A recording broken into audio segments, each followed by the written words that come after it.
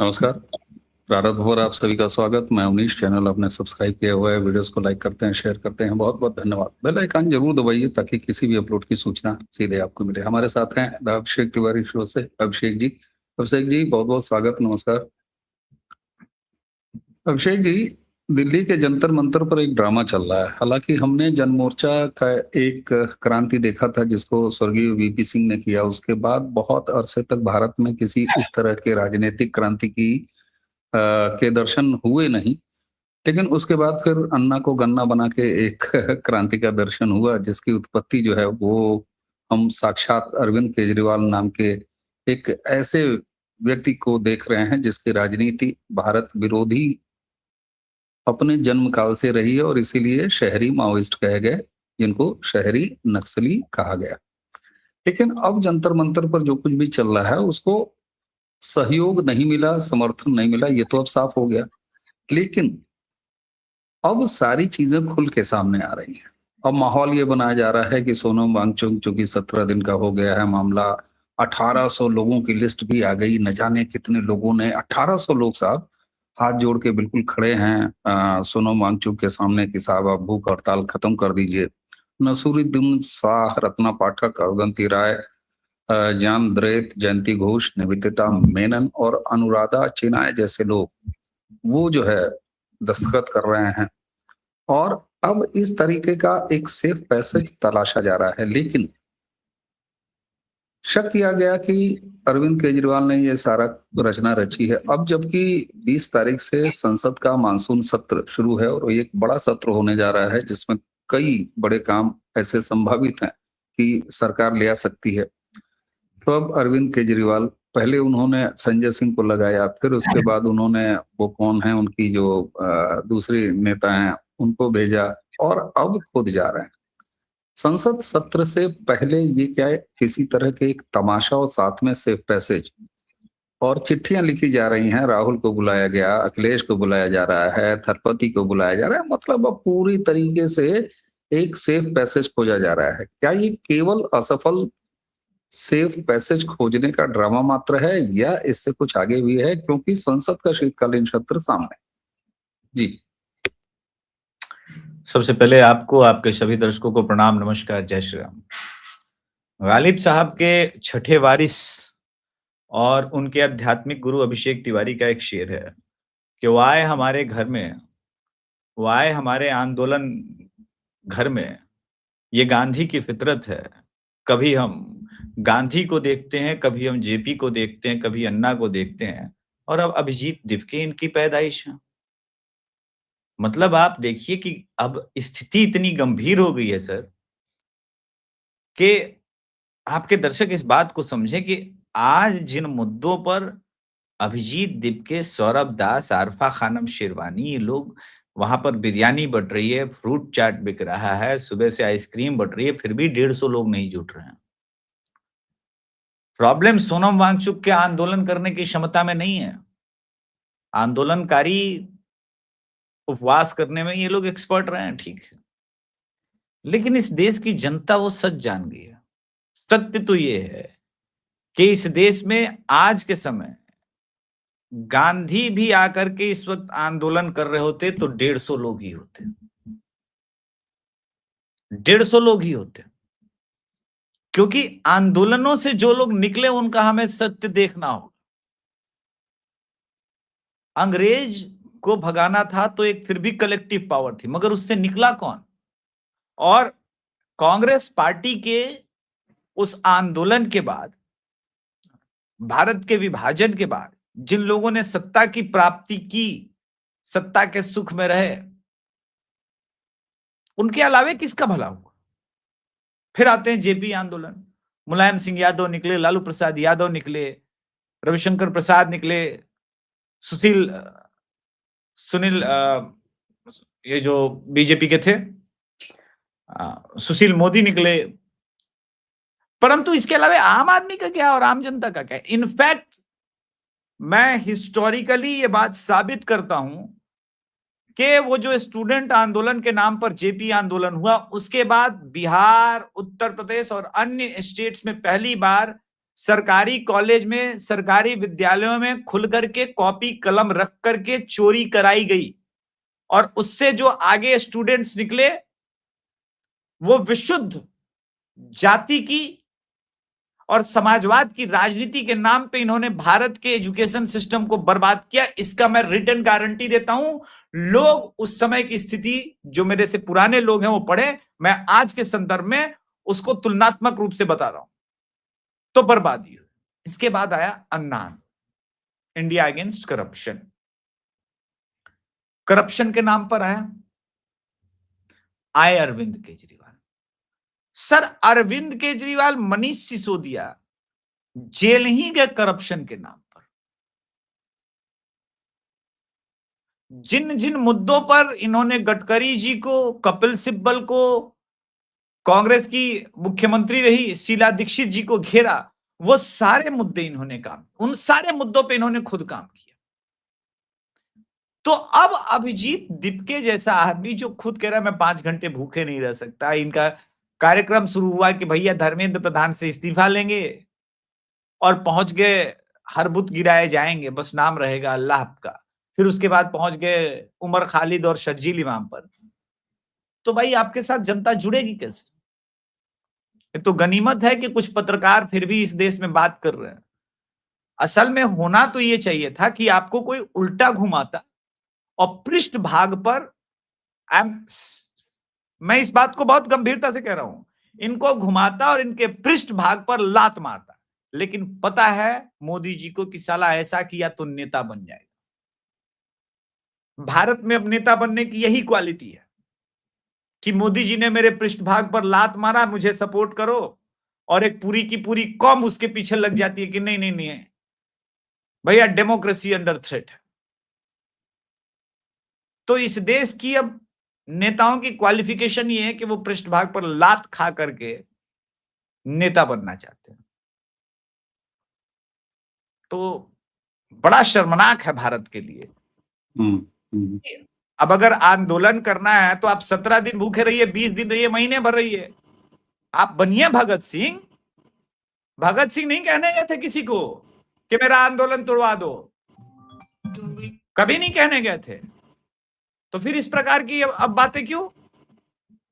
चुपचाप आंदोलन कीजिए। अब लिया तो उठवाने कोई नहीं जा रहा है। हम एंटरटेनमेंट में देख रहे हैं कि भैया आंदोलन कोई इसका तो ही तोड़वाएगा, देखना है कि कितना इसके, कहना होगा शेर, देखना है कितना जोरबाज हुए कातिल में। तो हम देखना चाहते हैं कितने दिन तक तुम बैठोगे, कोई नहीं तोड़वाएगा। नहीं, अब इनके सामने बात नहीं है, धर्मेंद्र प्रधान तो इस्तीफा नहीं दे रहे हैं। हाँ, नहीं दे रहे, ठीक है, नहीं दे रहे हैं। अब तो संसद काल का सत्र है, तो फिर क्यों तोड़ना? टिके रहो, जिसके लिए हुआ है। जान चली जाए तो जाए, जान जाए तो जाए, लेकिन आंदोलन से उठना नहीं है। नहीं, एक पूरी इनके पास और भी तो तमाम नेता हैं, वो डांस करने वाला है, तमाम नेता हैं। तो ये अपना कंटिन्यू रखें भाई, बुजुर्ग आदमी है, 60 साल से ऊपर का आदमी है, उनकी जान बच जाए। अच्छा, एक चीज पहले ये कहा गया कि साहब कोई भी पॉलिटिकल पार्टी इसमें नहीं जुड़ेगी, और अब भर भर के सबको निमंत्रण, और मजे की बात बीजेपी के नेताओं को, नड्डा साहब को भी इनवाइट किया है। सवाल ये होता है कि नीट के बच्चों की परीक्षाएं इस तरीके से डिस्टर्ब रही, तमाम चीजें रही, उस पर काम करने की आवश्यकता है सरकार की तरफ से। क्या आपको लगता है कि इस जो आने वाला सत्र है संसद का, इसमें कुछ कंक्रीट इसको लेके काम होगा? क्योंकि किसी के इस्तीफे से, ठीक है, इस्तीफा मांगे, सबका अधिकार है, लोकतांत्रिक अधिकार है। इसी के साथ एक चीज और बताइएगा, क्या नरेंद्र मोदी से जितनी भी ये हारी हुई जमात है, अब इनको तिलचट्टों का सहारा है, राहुल गांधी से लेके और तमाम अरविंद केजरीवाल तक? नहीं, कांग्रेस तो इसमें डायरेक्ट समझती है कि कोई मतलब नहीं है, इसलिए कांग्रेस का सपोर्ट भी नहीं है, वरना होता तो थोड़े बहुत और लोग आते। रीनीट का पेपर कंप्लीट हो गया, बच्चे घर चले गया, अब रिजल्ट आ जाएगा। सर, आप अपना बर्थडे 30 जनवरी को मनाते हैं और नहीं मनाते हैं तो क्यों नहीं मनाते? मुझे इस बात का उत्तर दीजिए। अरे भाई, है ही नहीं तो काहे मनाएंगे? है ही नहीं, आपका बर्थडे 30 जनवरी को है ही नहीं। दिस इज में द राइट आंसर। तो ये जो तिलचट्टे वहां पर कर रहे हैं, नीट का एग्जाम खत्म हुए जमाना बीत गया, वो है ही नहीं, उस मुद्दे पर अब बात ही नहीं हो रही है। अब तो किसी और मुद्दे पर, एक तो आकर के कह रहा था ना कि मोदी का इस्तीफा चाहिए, फिर कोई गृह मंत्री का इस्तीफा मांग रहा है। तो भाई चुनाव हराओ और इस्तीफा करने की क्या जरूरत है? चुनाव हराओ, चलो छोड़ो, यूपी चुनाव तो सामने है ना, यूपी चुनाव हरा के दिखा दो, दिक्कत कहां आ रही है? तो तुमसे चुनाव जीते नहीं जाते हैं और तुम धरना करके कहोगे कि भाई इस्तीफा दो। ये क्या बात हुई? इस देश के मेजॉरिटी लोगों ने उनको वोट किया है, तभी तो तुम्हारे साथ आंदोलन में शामिल नहीं थे। ये लोग कह रहे हैं कि अन्ना से ज्यादा दिन हो गया, अब तक तो हंगामा हो जाना चाहिए था। नहीं, अन्ना जब आंदोलन पर बैठे तो सिर्फ दिल्ली तक हंगामा नहीं था, पूरे देश में लोग अन्ना के साथ बैठे थे। एवरीवन नोज कि उसमें संघ के लोग भी बैठे हुए थे, सारे संघ और भाजपा समर्थक भी बैठे थे। अब भाई बहती हुई धार में कौन पानी नहीं धोता? हाथ तो सब धोते हैं। तो वो अगर स्थिति है तो बात अलग है, लेकिन आपके पास तो 150 लोग हैं। अगर आपके पास 10,000 लोग होते तब मैं देखता कि कैसे नहीं माहौल बनता। तो अगर आपकी इंटायर, देखिए इनको तो पहले हुआ कि भाई मिलियंस में सब्सक्राइबर फॉलोअर आ गए हैं, अब तो हम बहुत बड़े तोप हो गए हैं, तो वो मिलियंस में सोशल मीडिया पे प्रोटेस्ट करने वाले लोग रियल ग्राउंड पर प्रोटेस्ट करने नहीं आएंगे।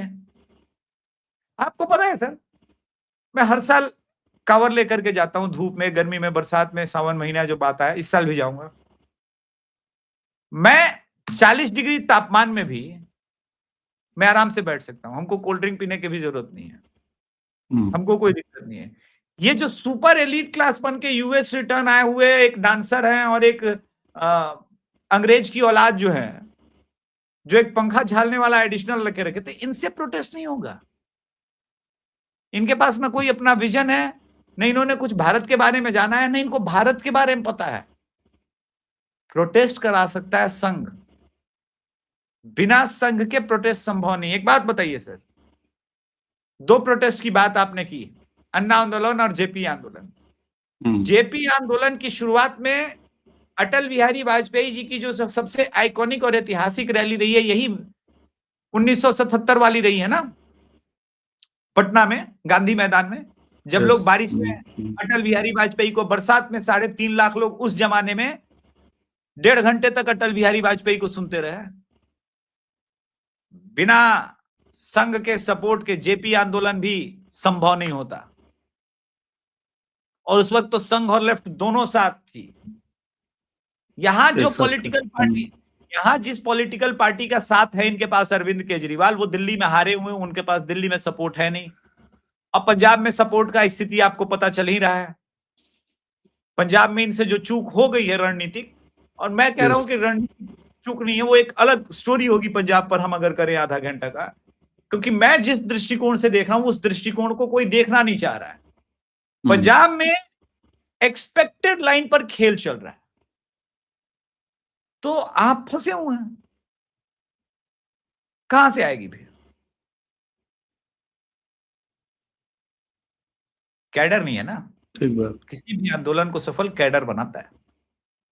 जी अच्छा ये बताइए, इतना हल्का ये प्रयोग करने पर क्यों मजबूर हो गया विपक्ष? क्योंकि ये स्पॉन्सर्ड है, अब इसमें तो ये है नहीं। ये भले आम आदमी पार्टी ने लीड किया हो, केजरीवाल ने लीड किया हो, लेकिन शामिल इसमें सब हैं। जिस हिसाब से सब जुटना शुरू किए, स्वरा भास्कर से लेके वो तमाम चीज, इतना हल्का अप्रोच मोदी के सामने, मतलब क्या विपक्ष के पास अब यही हल्के फुल्के अंदाज के कुछ कैरिकेचर्स और यही बचे हुए हैं? नहीं, इंपॉर्टेंट ये नहीं है। अब आप देखिए, प्रोफेशनल आंदोलनकारी तो सारे जुड़ करके देख लिए इसमें। योगेंद्र यादव गए ही, नविता मेनन आई ही हैं, नविता मेनन आ ही गई, स्वरा भास्कर आ ही गई, नहीं, जिनको चेहरा बनाया। हाँ, मैं वही कह रहा हूं। नहीं, अब मैं चेहरे पे भी आऊंगा। सोनम वांगचुक भारत की राजनीति को इन्फ्लुएंस कर देंगे, ये कोई डीप स्टेट 7 समंदर पार बैठा हुआ आदमी कि भाई हम भारत को भी बांग्लादेश के तर्ज पर हैंडल कर लेंगे, जैसे यूनुस के सहारे हैंडल कर लिया, ये मूर्खता है। भारत के अंदर जितना बांग्लादेश है सर, उतना पटना और मगध के बीच जो है और भोजपुर के बीच में लोगों का टेम्परेचर, टेम्पलेट और लोगों की सोच बदल जाती है। भारत विविधताओं का देश है। भारत में जब ये किसान आंदोलन के नाम पर हुआ तो अब बिहार में कुछ नहीं हुआ। बिहार में एक भी किसान को फर्क नहीं पड़ा, यूपी में नहीं पड़ा, कर्नाटका में नहीं पड़ा, आंध्रा में नहीं पड़ा, वो सिर्फ पंजाब और उसके आसपास के वो जो हरियाणा बॉर्डर तक रहा, वो भी स्पॉन्सर्ड था। तो अब मोदी के आगे स्पॉन्सर्ड खेल नहीं चलेगा। आपको रियल जेन्युइन मुद्दे हैं और उन पे बात करना होगा, लेकिन जेन्युइन मुद्दे पे विपक्ष बात नहीं कर सकती, उसके अंदर हैसियत नहीं है, क्योंकि वो खुद चाहती है कि वो सारी चीजें वो भी सरकार में रहती तो करती। तो उनके पास रियल में ग्राउंड पर बात करने के लिए कुछ भी नहीं है, और मोदी उनसे एक एक इंच जमीन खींचती जा रहे हैं। अब मैं हमेशा एक बात कहता हूं कि मोदी को अगर कोई कभी जीवन में हराएगा तो स्वयं मोदी हराएगा, मोदी की गलतियां हराएंगी, इनके अंदर बूता नहीं है, ये नहीं हरा सकते। अच्छा, अब मान लीजिए 27 के उत्तर प्रदेश बड़ा चुनाव है भाई। उत्तर प्रदेश का विधानसभा चुनाव एक बड़ा चुनाव है। अगर हम उत्तर प्रदेश में ही विधानसभा चुनाव को ले लें तो जैसे होता ना कि राहुल गांधी एक पार्टी के रूप में खुद मुद्दे नहीं उठा पा रहे हैं, मतलब विपक्ष मुद्दा विहीन है। अखिलेश यादव की स्थिति देख लीजिए, तो योगी आदित्यनाथ के सामने लड़ने के लिए उनको किसका सहारा लेना पड़ रहा है? अभी मुक्तेश्वरानंद आपको बताएं, अब उन्होंने नया प्लान बनाया है। वो गाय वाय तो बचा रहे थे, बंगाल में तो कभी गए नहीं गाय बचाने, कश्मीर में कभी गए नहीं गाय बचाने, लेकिन जहां जहां बीजेपी की सरकार है वहां वो गाय गोरू और तमाम तरह की अभी एक्टिविटीज अपनी जारी तमिलनाडु में रखे हैं। जजमेंट आया सर, तमिलनाडु में अभी जजमेंट आया है, तमिलनाडु भी नहीं हाँ, गया, सुप्रीम वहां नहीं कोर्ट जा के आगे सकते। जाना चाहिए। हाँ, वहां नहीं जा सकते। लेकिन अब उन्होंने घोषणा किया है कि उनकी गौ यात्रा तो खैर वो फ्लॉप ही रही है, और एक जगह वो पहुंचे और कहा कि भाई हमने मिस कॉल मारने के लिए कहा था, अपील की थी, कितने लोगों ने मिस कॉल मारी, 4 हाथ खड़े हुए नाराज होके बाबा जी चल दिए वहां से। अखिलेश यादव योगी आदित्यनाथ के सामने अब इनका प्रयोग कर रहे हैं और ये हर विधानसभा में जाएंगे, विधानसभा वार ये दौरा करेंगे। अखिलेश यादव जैसे लोग के पास उत्तर प्रदेश का चुनाव लड़ने के लिए भारतीय जनता पार्टी या योगी के सामने मुद्दे खत्म हो चुके हैं, और उन्हें हिंदुत्व का लबादा एक तरह से ओढ़ के बड़का राम भक्त बनना पड़ रहा है। तो क्या अब ये क्लियर हो गया है कि जो हिंदू हित की बात करेगा वही देश पर राज करेगा? राज करना क्या भाई, लोकतांत्रिक में प्रक्रिया में सरकार ही तो बनाए, आप राज कहिए उसको। बड़ा अच्छा आपने क्वेश्चन पूछा सर, मुझे समय दीजिएगा, इसका पूरा एनालिसिस अलग ढंग से करते हैं। एक काम करें, सोनम वांगचुक जी को रिप्लेस करके अभी मुक्तेश्वरानंद भी वहां पे जाकर के अपना शक्ति प्रदर्शन करके देख ले, उनसे वो कर लेंगे तो 2 दिन के अंदर उनको भारत की राजनीति जो बदली है उसके टेम्परेचर का आभास हो जाएगा। तीसरे दिन वो स्वयं दूध पी करके अनशन तोड़ दें, मुझे कोई दिक्कत नहीं है, लेकिन जाके देख लें कितने लोग जुड़ते हैं महंत योगी आदित्यनाथ जी के विरुद्ध। अब आपके अंदर किसी बात की जलन है तो मुझे पता नहीं है, होता है कुछ लोगों के अंदर, हुआ होगा ये सारी चीजें।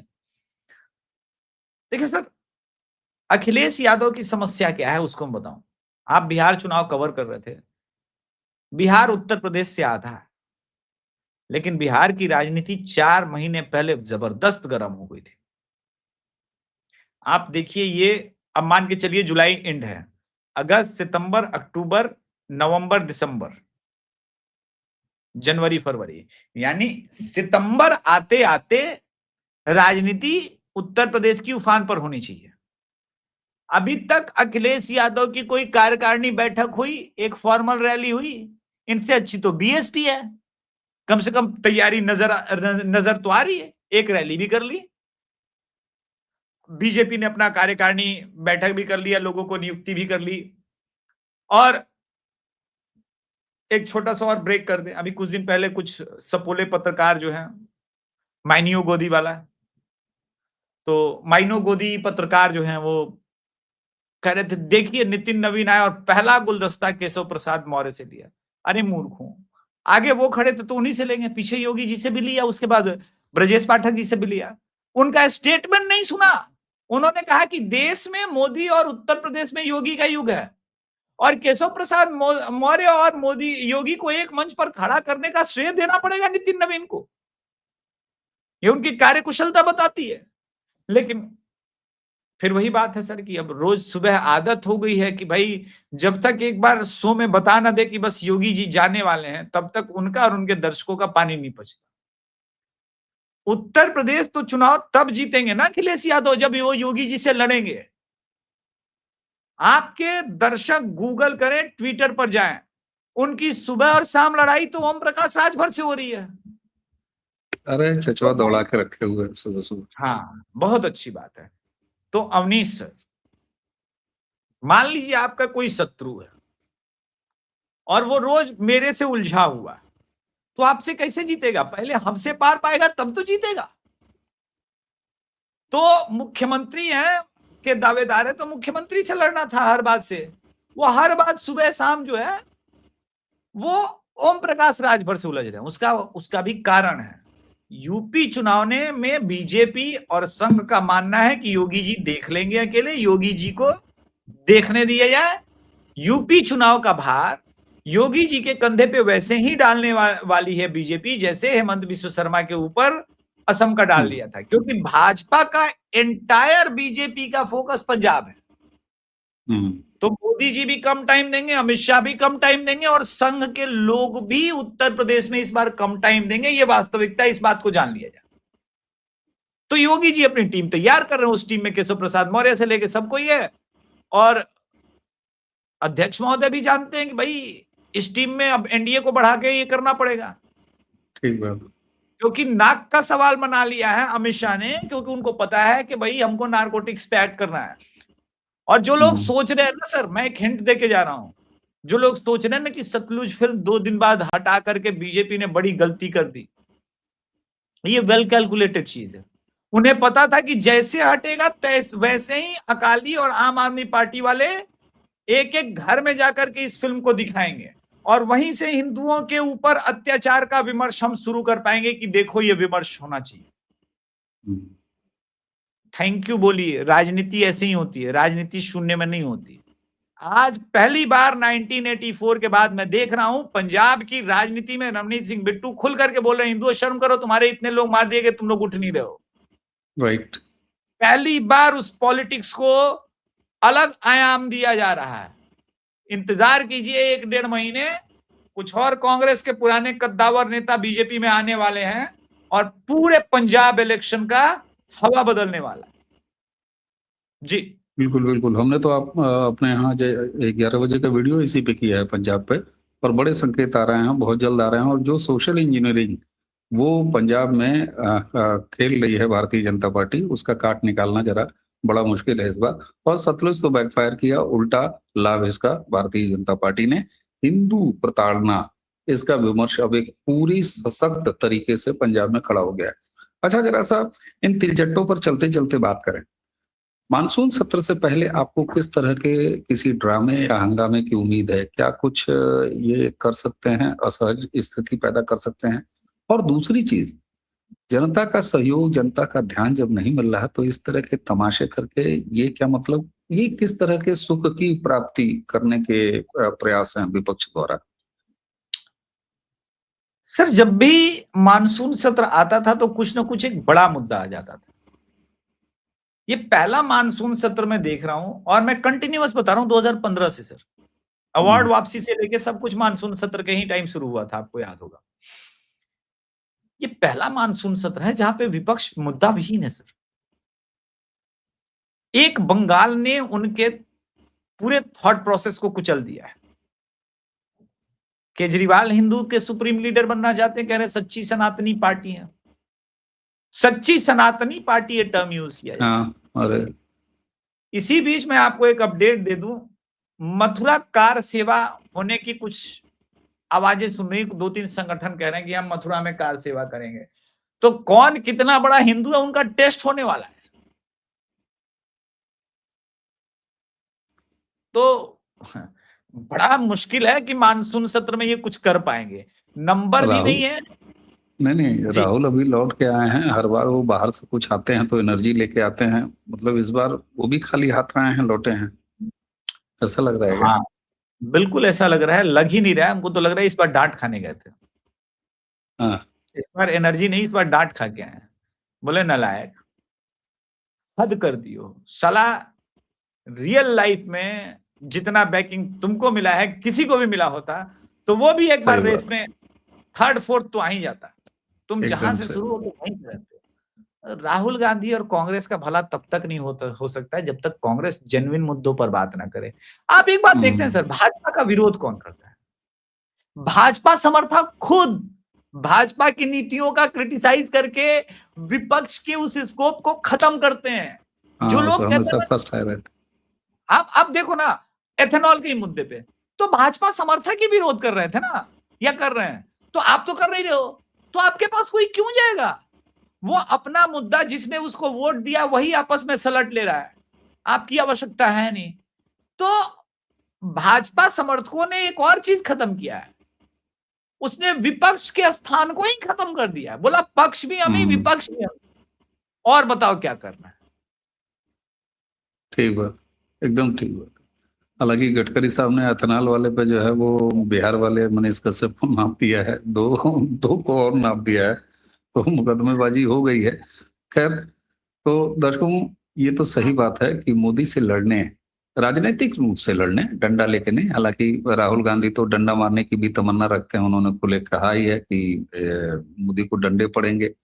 लेकिन मोदी से राजनीतिक रूप से लड़ने का कोई विकल्प इनके पास है नहीं, और इसीलिए ये सस्ते अप्रोच, और इस सस्ते अप्रोच जो तिलचट्टा अप्रोच है, इसमें भी इन्होंने जितने आंदोलनजीवी थे उनको जुटा कर देख लिया। और अब तो बाकायदे राहुल गांधी से लेके अरविंद केजरीवाल, ये राजनीतिक जुड़ाव भी आ रहा है। तो चलिए, सोनम वांगचुक भी एक सेफ पैसेज खोज रहे हैं। मुझे लगता है कि अगले 24 घंटों के अंदर अंदर ये एक सेफ पैसेज माहौल बना दिया है सब उन्होंने कि भाई ऐसा है, उठ जाओ, कुछ हो नहीं रहा है, लोग भी नहीं आ रहा है। तो मुझे लग रहा है ये टंटा भी नहीं, उठना एक बार नहीं है, फिर। जी, जी। उठना नहीं, एकदम अंतिम बलिदान दे ही देना है। आपके बलिदान से ही क्रांति हो सकता है आज, बलिदान देना अरे आप। क्या क्या चाहते हैं आप जो है फुल, मैं वही क्या चाहता हूँ नाम सर, था अब उसका, कौन, बांगड़ू? वो निश्चित तौर अब पर लेकिन एक चीज निराश करती है कि इस तरह के सस्ते अप्रोच जो है ना, भारत के लोकतांत्रिक प्रक्रिया में सही बात और जेन्युइन आवाज रखने या उठाए जाने के स्कोप को भी खत्म कर देते हैं। और फिर ये जिम्मा समर्थकों को, सरकार के समर्थकों को, जैसा कि अभिषेक अभी आपने कहा कि भी ये राष्ट्रवादी है जो है वो सारा मुद्दा उठाए रहते हैं, तो पक्ष भी हम विपक्ष भी हम वाली स्थिति है। अब कुछ लोग कहेंगे कि लोकतंत्र के लिए अच्छा नहीं है, तो भैया ऐसा है, ये अपना जो ज्ञान है ये अपने पास रखिए। लोकतंत्र के लिए सब कुछ अच्छा है, 2014 से वही चल रहा है। आप चिल्लाते रहिए नहीं नहीं एक विपक्ष चाहिए, तो ठीक है, अभिषेक जी ने कहा अरे तो हम ही हम तो विपक्ष कही हैं रहे भाई, थे, क्या हम ही लोग दिक्कत? पक्ष हैं, हम ही लोग विपक्ष है, लोकतंत्र के रक्षक भी हम ही हैं। आप कहां से? हाँ तो ठीक है, फिर बीजेपी दो दो पर्चा भर ले हर जगह, हर सीट पे। हाँ, कहे कि भाई पक्ष भी हम भी विपक्ष भी हम भी, आओ हम ही से चुनाव लड़ लो। जो जो गुस्सा है वो उस तरफ चले जाओ, इधर चले जाओ, बाद में जो है वो एनडीए का दरवाजा खुला ही है भाई। त्रिपुरा में पता नहीं, वो अध्यक्ष जी तो खुद परेशान हो गए होंगे कि हम 20 से ज्यादा सांसदों वाली पार्टी रातों रात कैसे हो गए। तो बीजेपी की महिमा भी अपार है, उसने अपने दरवाजे बंद कर रखे हैं और एनडीए को कहती है कि चले आओ, 3 सांसद राज्यसभा के और चले आए। आप सोचिए, राजीव गांधी के बाद पहली बार भारतीय जनता पार्टी 117 सांसदों वाली अकेले दम पर पार्टी बन जाएगी राज्यसभा में, तो वहां भी 3/4 कंप्लीट। बहुमत का मामला चल रहा है। बिल्कुल सही बात है। अभिषेक जी, समय दिया आपने, और सेंट्रल पॉलिटिक्स से लेके और यूपी जो कि 27 में है होने के नाते जो है महत्वपूर्ण हो जाता है, उस पर बात हुई। बहुत बहुत धन्यवाद आपको। दर्शकों, हमें उम्मीद है ये चर्चा पसंद आई होगी। अगर पसंद आई हो तो वीडियो को लाइक शेयर जरूर कीजिए, और जैसे आप प्रारब्ध को स्नेह दे रहे हैं वैसे ही अभिषेक तिवारी शो इस चैनल को भी स्नेह दीजिए। तो आज की चर्चा यहीं समाप्त करेंगे। मुझे यानी अवनीश और अभिषेक, हम दोनों को आज्ञा दीजिए। नमस्कार, प्रणाम, जय नमस्कार। जय श्री राम।